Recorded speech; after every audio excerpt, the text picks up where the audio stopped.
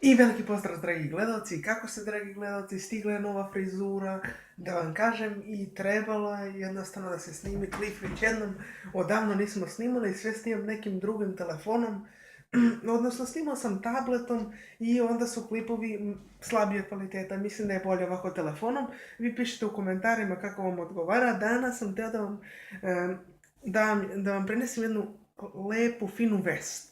Znači, danas objavljujem jedan konkurs gdje ću da prodajem svoj kanal.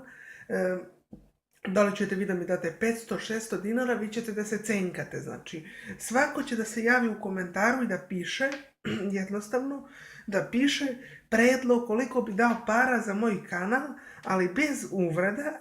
Molim one gledalci koji ne vole moj kanal da ovaj klip preskoče. Jednostavno, ne mora sub, meni znače subscriberi, ali molim vas, nemojte da hejtate, to meni smeta. Kako želite.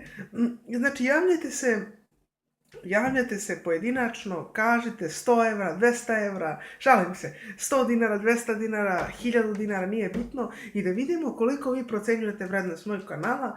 A prodajem jednostavno, dosadno mi više da snimam, ne snima mi se jednostavno, nemam neku volju, podrška je oslabela, jednostavno ne znam. Najviše volim svoje gledalce, ali jednostavno teo sam nekom svom dragom gledalcu da prodam ovaj kanal, da mu dam jednostavno i da bude on srećan, da nastavi da snima.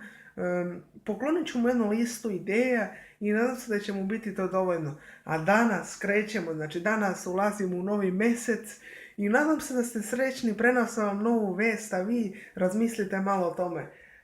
Znači, danas je 1.4.2017, dragi gledalci. Lepo provedite ovaj dan. Vidimo se u sljedećem klipu. Pozdrav!